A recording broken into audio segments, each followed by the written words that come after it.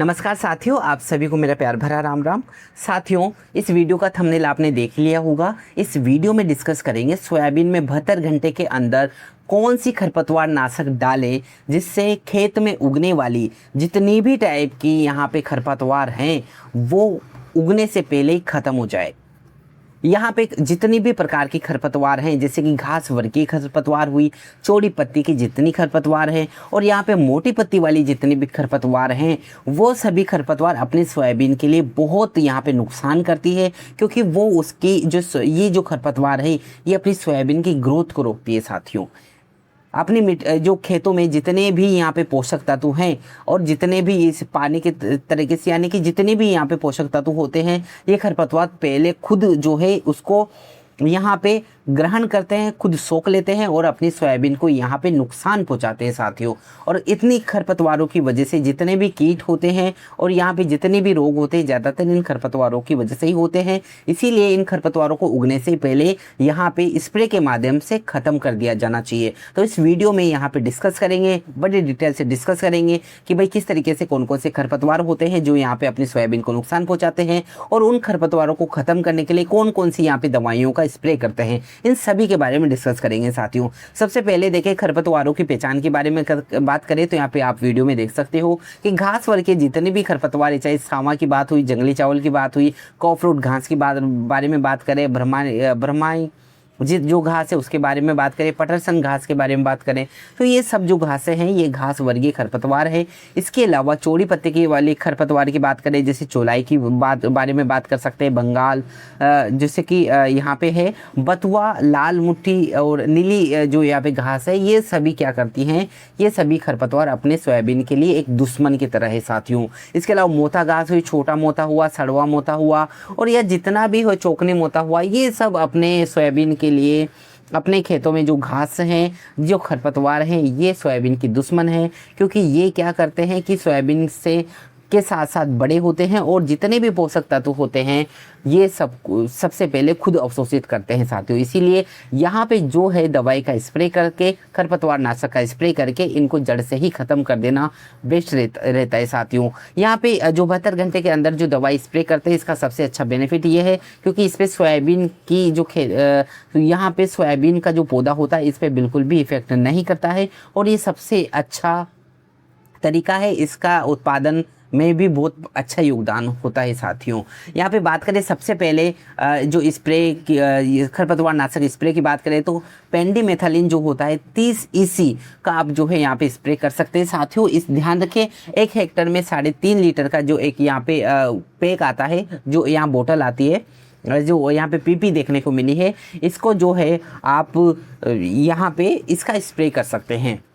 इसको जो है बराबर मात्रा में पानी में मिला के यहाँ आप जो है जिस तरीके से जो आपका यहाँ पे जिस दुकान से आप लेके आ रहे हैं, तो वो जो सलाह दे आपको, या कृषि विशेषज्ञ जो सलाह देता है,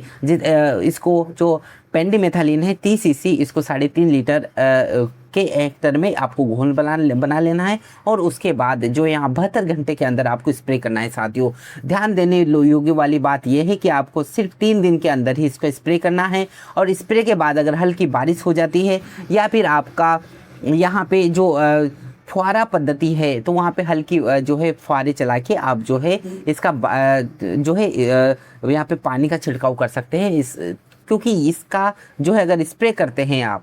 तो स्प्रे के बाद हल्की बारिश या हल्का जो है यहाँ पे अगर सिंचाई करते हैं तो बहुत ज़्यादा यहाँ पे प्रभाव देखने को मिलता है। साथियों, आगे बात करें साथियों, इसके अलावा जो पेंडिमेथालिन का 38.7 CS है, इसका भी आप स्प्रे कर सकते हैं। इसकी बात करें 1 हेक्टर में, तो ध्यान रखें 1.5 लीटर से यहाँ जो है 2.25 लीटर यानी 1.75 जो लीटर तक आप जो है इसका स्प्रे कर सकते हैं। यहाँ पे जो घोल बनाने वाली बात है साथियों, तो ध्यान रखें घोल आप अपनी दुकानदार के हिसाब से या फिर जो कृषि विशेषज्ञ के हिसाब से ही बनाएं, अपने हिसाब से ज़्यादा या कम मात्रा आप नहीं करें। साथियों, बात करें वैसे नॉर्मल बात करें तो आप जो है यहाँ 200 से 250 लीटर यहाँ पे पानी का उपयोग कर सकते हैं। 1.5 या 2.25 लीटर यहाँ पे पेंडिमेथालिन के बारे में बात करें तो साथियों,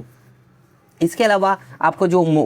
इसका जो है फ़ायदा ये रहेगा क्योंकि खरपतवार अंकुरण से पहले ही यहाँ पे नष्ट हो जाएगा। फसल की जो शुरुआती बढ़तवार होती है वो काफ़ी अच्छी होती है। पानी और पोषक तत्व जो है बराबर मात्रा में अपनी सोयाबीन को मिल पाते हैं साथियों। किस किस तरीके से प्रभावी रहती है तो ध्यान रखिए, चौलाई, सनई, धतूरा और घास वर्ग की और मटरी घास जितनी भी घास अपने को देखने को मिलती है तो उनके प्रति ये जो है बहुत अच्छी यहाँ पे रिजल्ट देखने को मिलता है साथियों। आगे बात करें साथियों, अगर इसके अलावा आप किसी और को भी स्प्रे करना चाहते हैं तो ध्यान रखें पेंडामेथालिन, जो कि वीडियो में देख सकते हैं, पेंडामेथालिन 30 EC का तो आप स्प्रे कर ही रहे हैं। पेंडामेथालिन 38.7 CS का भी आप स्प्रे कर सकते हैं। इसके अलावा अगर आपको ये स्प्रे नहीं करना है तो ध्यान रखें मेट्रिबुजिन 70 WP का आप स्प्रे कर सकते हैं। ध्यान रखें ये जो 1 हेक्टेयर में 750 ग्राम या 1000 ग्राम ही ये इनफ होती है, यानी कि बहुत होती है। अगर ये नहीं करना चाहें तो आप जो है ध्यान रखें सफेनट्राजोन 50 SC का आप जो है यहाँ पे छिड़काव कर सकते हैं। ध्यान रखें कि 1 हेक्टेयर में 400 से 600 मिलीलीटर तक जो है इस दवाई का आप स्प्रे कर सकते हैं। इसके अलावा बात करें क्लोमेज़ोन 50% EC के बारे में बात करें तो ध्यान रखें 1 हेक्टेयर में 400 से यहाँ पे 800 ml तक जो है आप इसका घोल बना के स्प्रे कर सकते हैं साथियों। इसके अलावा बात करें फ्लूमी ऑक्सीजिन है 50 WG का भी आप स्प्रे कर सकते हैं। इन दवाइयों में से भी आप कोई सी भी दवाई का स्प्रे कर सकते हैं तो यहाँ पे जो 72 घंटे के पहले यानी कि जो खरपतवार है उगने से पहले यहाँ पे ख़त्म हो जाएगी साथियों। इन सब का उपयोग कैसे करना है, या तो आपका जो जैसे कि दुकानदार बता रहा है या फिर जो कृषि विशेषज्ञ की सलाह के अकॉर्डिंग ही आपको स्प्रे करना है। अपने हिसाब से आपको घोल नहीं बनाना है और अपने हिसाब से अपनी मर्जी के हिसाब से आपको स्प्रे नहीं करना है साथियों। ध्यान रखने वाली बात यह है कि स्प्रे के तुरंत बाद या जैसे ही बुआई कर रहे हैं 72 घंटे के पहले आपको जो है स्प्रे करना है साथियों। खेत में पर्याप्त नमी होना चाहिए और ध्यान रखें आपको जिस तरीके से मात्रा जो बताई गई है, यहाँ पे तो मैं 500 से 600 लीटर पानी के लिए बात कर रहा हूँ, लेकिन आप जो इसकी मात्रा को अपने दुकानदार या कृषि विशेषज्ञ के हिसाब से कम या ज़्यादा कर सकते हैं साथियों। तो इस तरीके से आप अगर यहाँ पे